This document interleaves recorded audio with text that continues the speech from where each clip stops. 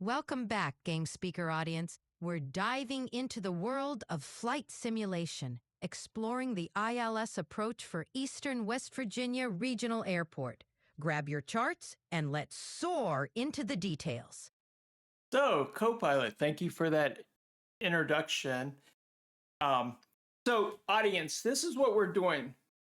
I want to show you simmers a really cool way if you're having trouble understanding airport charts, approach charts. And in today's demo, I'm actually working with Copilot, and she's gonna actually show me how to read and understand the approach plate for Martinsburg, West Virginia. So what I've done is I pulled up this approach plate in PDF, and I'm actually using Copilot's visual assistant. So there's some goggles here that you can click, and Copilot can actually see what's on my screen, and then we can actually have a conversation about this. So it's pretty cool. So I think Copilot's still there. Let's check on her. Are you still there? Absolutely, I'm right here. I can see that approach plate for Eastern West Virginia Regional Airport. Let's break it down together. Okay, so if I'm a new pilot, right, and I'm still learning, and I'm sure there's plenty of people that are still new to flight sim or aviation, whatever, and they want to understand this approach plate better. Where is the first place to start? And please use your highlighter or a mechanism to call attention, Copilot. Thank you.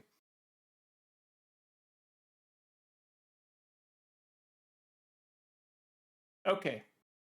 So you were gonna show us what? Go ahead and.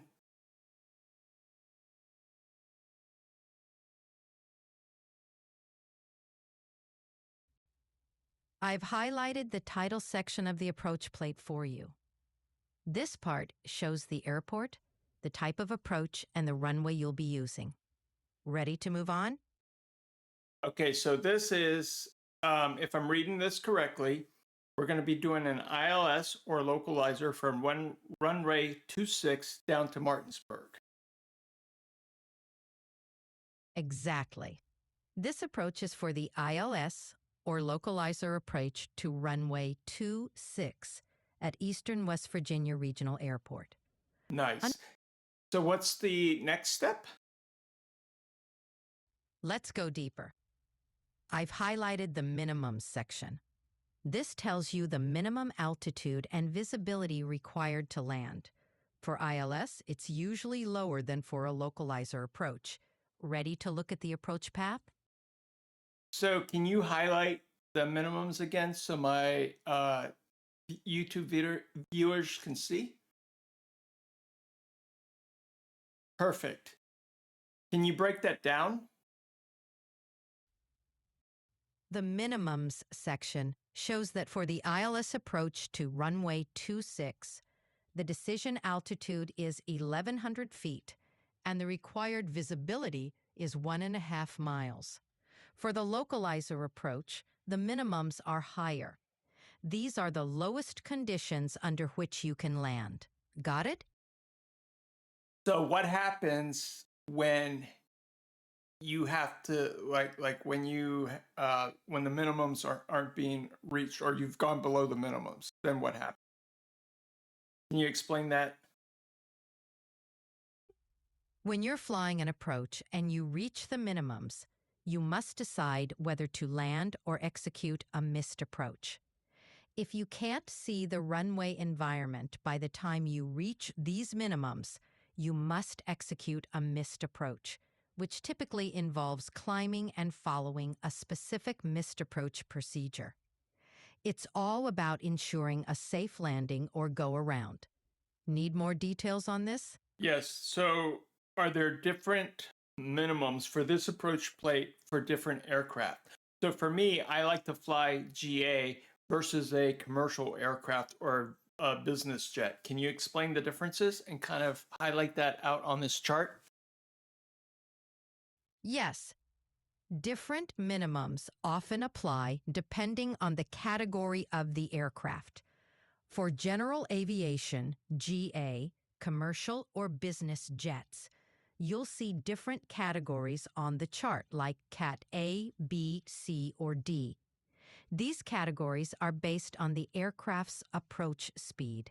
The minimum section will show different altitudes and visibility requirements for each category. Let's highlight those on the chart for you. I've highlighted the minimums section. You can see different minimums listed for categories A through D.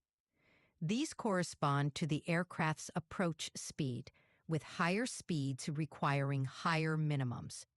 For general aviation, you'd likely be looking at categories A or B. Ready for the next step? Yes, I was going to just say, I was going to ask you, how do I know what my aircraft category is? Is there a way to determine that? Absolutely. Your aircraft category is determined by your approach speed. For general aviation, it's probably category A or B. Category A is for speeds less than 91 knots, and Category B is for speeds between 91 and 121 knots. Check your aircraft's approach speed to know your category. Perfect. So the next step that you wanted to show us. Your aircraft category is based on its approach speed. Category A is for speeds less than 91 knots. Sorry, co-pilot. We talked about that. I'm sorry. Move on to the next step. All right, let's move on. Now that you understand your aircraft category, you can choose the right minimums from the approach chart. Focus on your specific category's altitude and visibility requirements to determine if it's safe to land. Next time you fly, apply this knowledge to ensure you're meeting the correct approach minimums. Anything else you'd like to explore? Oh, let's talk about more areas on this chart. So, frequencies. Let's talk about the ILS because this is an ILS. We have to set the nav radius. Where do we find the frequency? Please highlight that and discuss.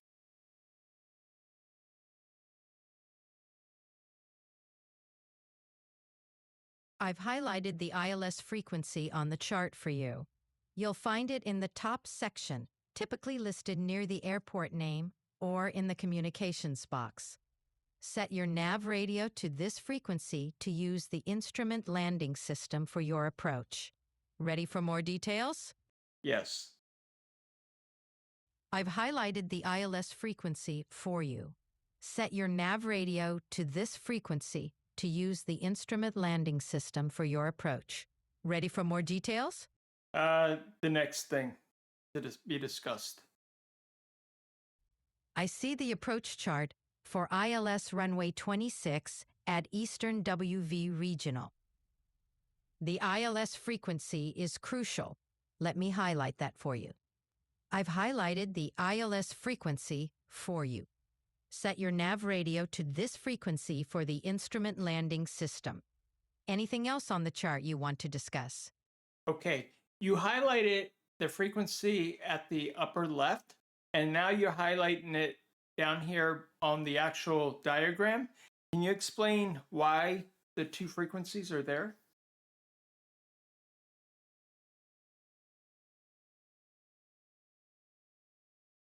The ILS frequency is listed in the top left corner for easy reference and again on the diagram to show its location in use. You'll tune your nav radio to this frequency to utilize the instrument landing system when approaching the airport. Two listings ensure pilots see it, whether they're scanning the chart or focusing on the diagram. Anything else on the chart you'd like to go over? So, which direction are we coming in on? Can you highlight, like, is it possible for you to tell us the direction which we would be coming in on for runway 26? For runway 26, you'd approach from the east, heading roughly 260 degrees, which is almost directly from the east toward the west. This aligns with the runway number, which indicates its magnetic azimuth. Is there anything specific on this approach you'd like to discuss? Yes. Let's start with where my mouse cursor is, you have degrees here, like 079 degrees, and then it changes. If you move to the left, it's 259 with a circle. And then down here, you have some altitude, I believe. But let's start over here where my cursor is. You're pointing to Yeah, go ahead. the 259 degrees with the circle refers to the magnetic heading for runway 26. When you see the altitude figures, those are minimum altitudes for various points in the approach. They ensure terrain and obstacle clearance as you descend toward the runway. Would you like more detail on any specific part of the approach?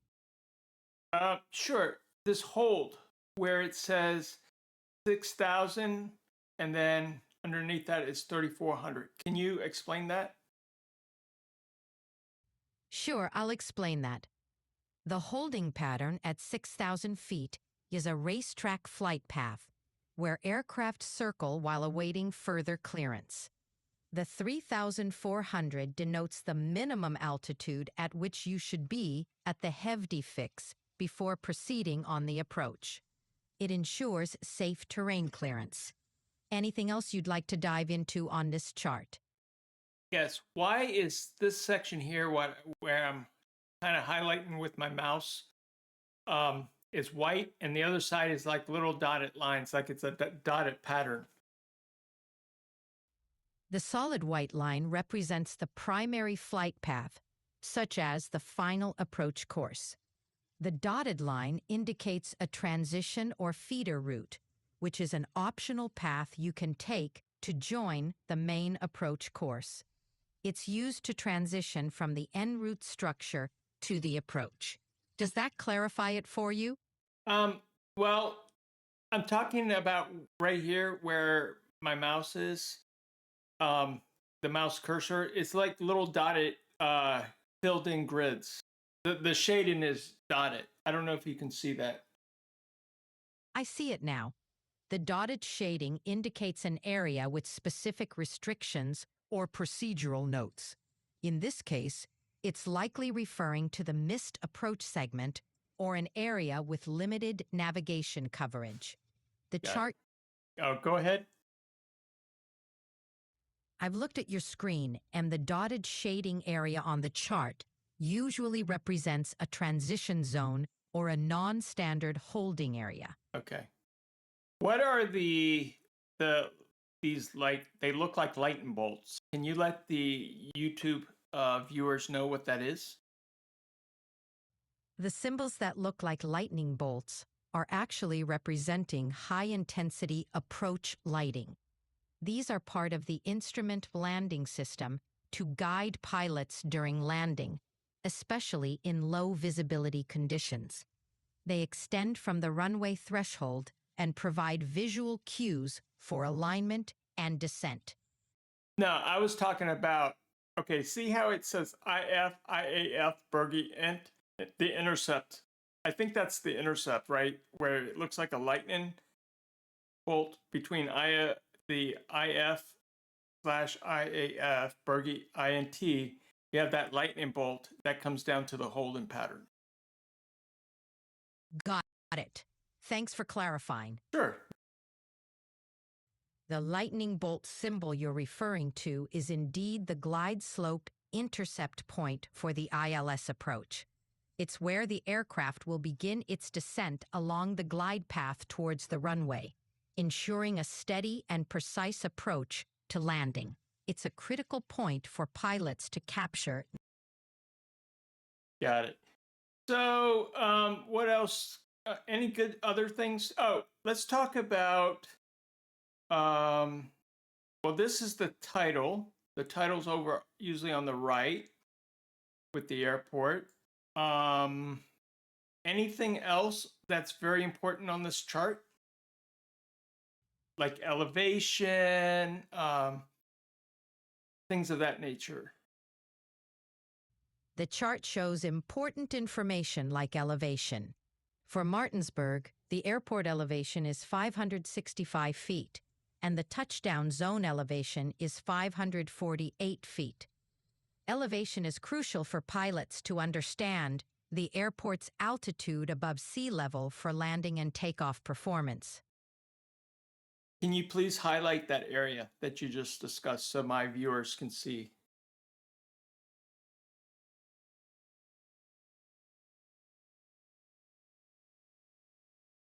Bingo. Copilot, you're so smart.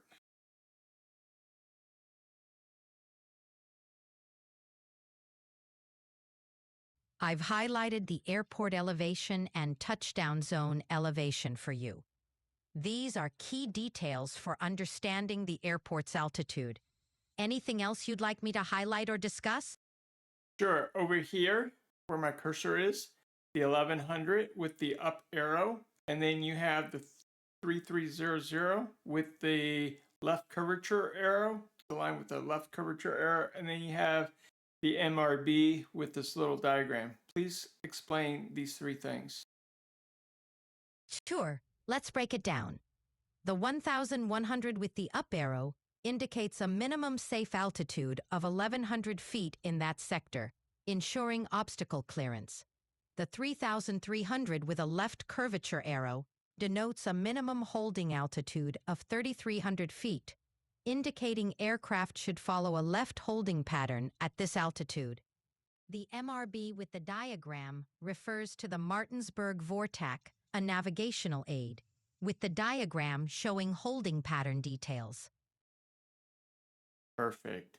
Okay, and then where on this chart, and I'm going to test you, Copilot, where on this chart can I find other frequencies, like maybe for tower or ASOS or ground? On this approach chart, frequencies are listed on the left side. For the tower, it's 124.3, ground control 121.8, and ASOS 119.925. Frequencies are crucial for communication with ATC and other services. Got it. What is this that thank you for that, by the way. What is this that I'm highlighting? It's MALSR, and then it's got like a box, a circle with AS and this little symbol. What is that showing me? The MALSR stands for Medium Intensity Approach Lighting System, with runway alignment indicator lights. It's part of the approach lighting system that helps pilots visually identify the runway during the final stages of an approach, especially in low visibility conditions. The circle with AS indicates an approach sequence flashing light system. Beautiful. And then this stuff over here on the left, to the left of that, there's another box. It says TANA, and then for INAP ALS. Can you explain that to my audience or to my viewers? Sure thing. The TANA notation stands for takeoff minimums and alternate minimums not applicable. It means there are specific takeoff and alternate minimums set for this runway, which are not the standard ones. For more details, pilots refer to the terminal procedures or NOTAMs. NA next to for INOP ALS means if the approach lighting system is inoperative, additional visibility minimums apply. Great. Anything else? Oh, what is this right here that I'm highlighting? I know what it is, but I want you to explain it to my viewers. Down Sure. at the very bottom. You're highlighting the minimum section for this ILS or LOC approach. No, Copilot, I'm sorry. The one that's highlighted right here. Sorry, I got you confused. Right here where I'm highlighting in the middle. Bottom middle. You're pointing to the section labeled FAF to MAP, 5.7 nautical miles, with timing information. This indicates the distance from the final approach fix to the missed approach point, which is 5.7 nautical miles. The numbers below, like 5.24 and 3.48, are timing references for different ground speeds in knots to aid pilots in timing their approach. It's all about ensuring a smooth and safe landing. No, I'm talking about this 39 degrees and then 24 down at the very bottom. Sorry about that. No, you're fine. You're fine. I know you're still learning. Got it. You're referring to the section with 39 degrees, 24. That's the latitude coordinate for Eastern West Virginia Regional Airport, where this approach is for. It's part of the geolocation details on the approach chart. Pretty important for ensuring you're lining up with the right runway. Bingo. That's the answer that I wanted. Okay. And what about the stuff on the far left corner that's going vertical, and then it comes back up on the right-hand side column going vertically up? Can you explain those? Sure thing. So you're looking at the sections on the far left and right edges of the chart, which show the minimum sector altitudes, or MSAs. No, I'm sorry. The far over to the left where it starts with NE4. Oh, you're referring to the compass rose on the left side, labeled NE4 and 04 degrees. No, I'm sorry. It's NE4 04 SEP 2025. All right, the NE4 on the left and the similar marking on the right are referring to the different sectors or quadrants around the navigational aid, which is the Martinsburg Vortac in this case. These labels indicate the radial... Co-pilot, wait a minute. I'm sorry. Audience, we're having a little bit of difficulty here. She's not perfect, but she's getting there. So let's help her out. NE4, 04, SEP. You kind of have to look vertically.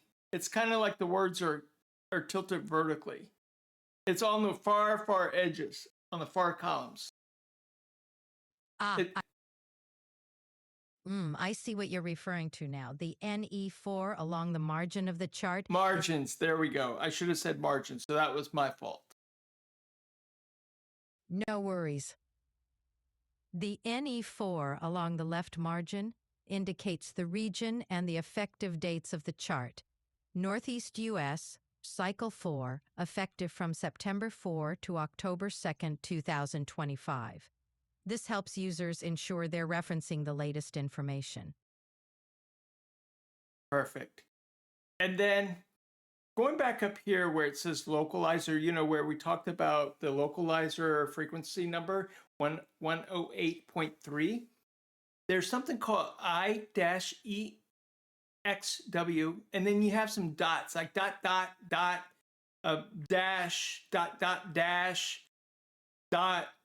dash. What is that? What are those dash? That's a great question. The dot and dash sequences you're describing are Morse code. In this case, the IE is followed by XW, which is likely part of the identifier for the localizer. The dots and dashes represent the Morse code for IE and XW, which are used for identifying the specific radio navigational aid. Each letter in Morse code has a unique combination of dots and dashes, making it a universal language for aviation and other fields. Great. And we're going to test you out. I'm going to bring up the chart. I'm going to move it up so we're looking at the top portion of it. What happens? Is there any specific thing when procedures or information like radio frequencies that if the tower is closed? The chart indicates that when the tower is closed, you should use the clearance delivery frequency 132.075 or 269.075. Different frequency procedures apply depending on whether the tower is operational or not. So what is that frequency? Is that actually like some type of communication device, or is it actually talking to, like for the runway itself, or is that actually talking to the tower? Some towers or some other place where people are actually talking to me. Can you explain that a little bit deeper? Sure thing. The frequencies listed on the chart are for different communication purposes. When the tower is closed, the clearance delivery frequencies 132.075 or 269.075 are used. These frequencies let pilots communicate with air traffic control for clearance when the tower isn't operating. Essentially, it ensures continued communication for flight safety. Got it.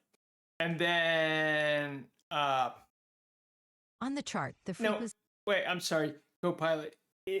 Is there a number for this approach plate, like that the FAA actually identifies this approach plate with a specific number? Yes, the approach plate you're looking at is identified by the number 00249IL26. It's used to reference the specific Instrument Landing System, ILS, or localizer approach for runway 26 at Eastern WV Regional Shepherd Field. It's a unique identifier for this particular approach procedure. Got it. What is this 25219 that I'm highlighting? That number 25219 in the top right corner of the approach plate is the FAA's unique identifier for this specific chart. It's often referred to as the chart number, and it helps pilots and controllers quickly identify the correct approach plate in use. And then this AL-249 with the left parenthesis FAA with the right parenthesis. What is that?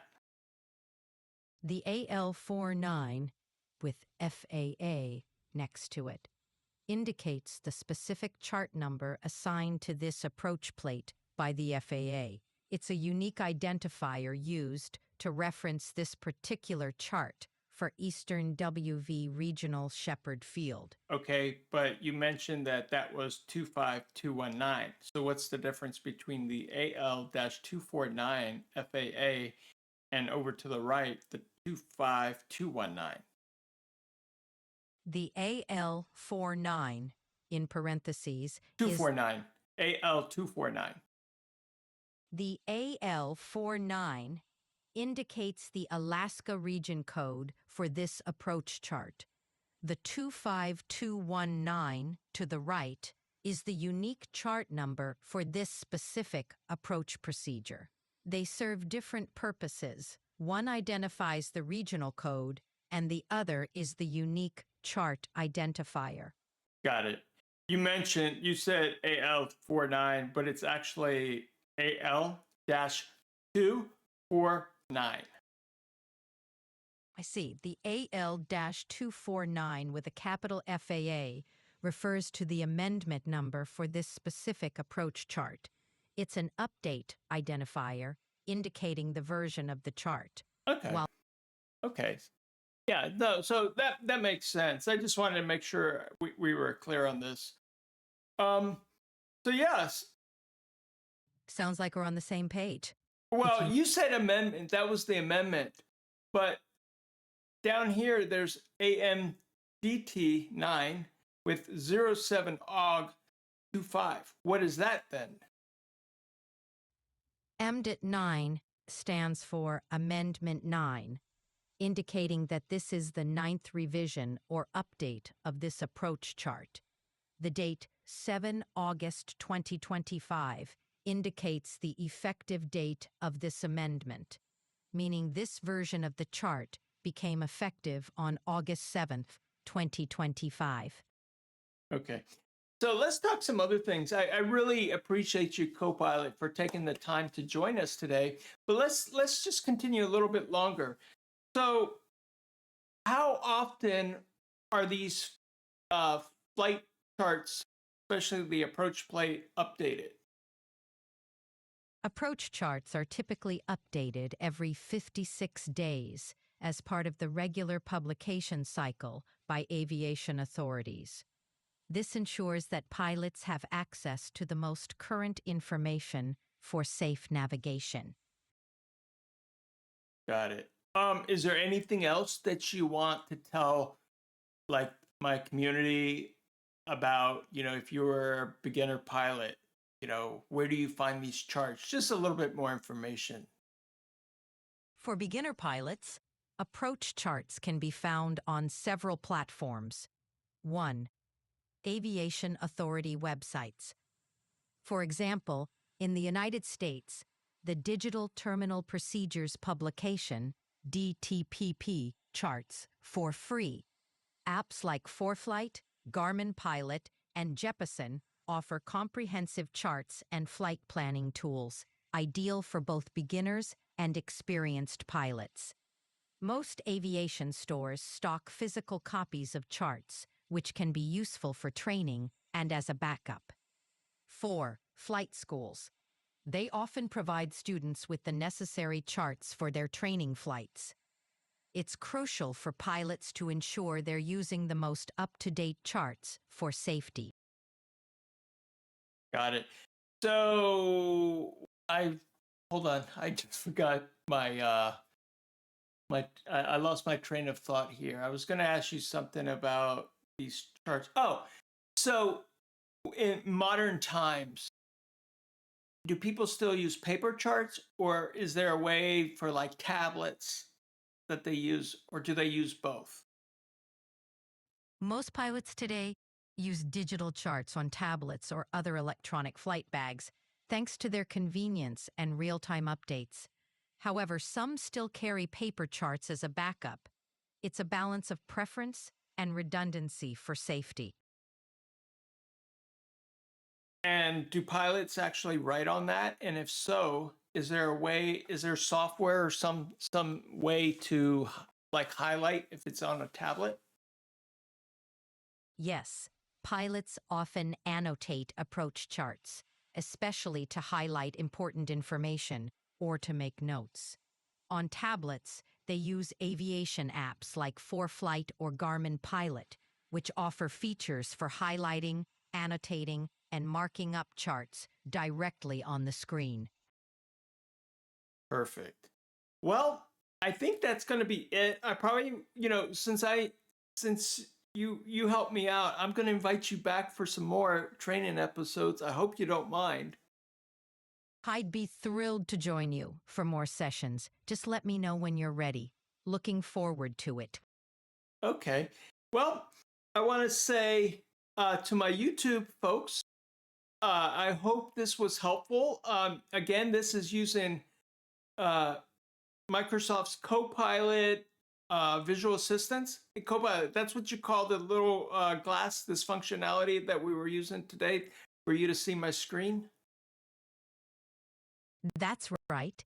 It's called Visual Assistance, and Copilot can use it to help guide you through tasks or explain what's on your screen.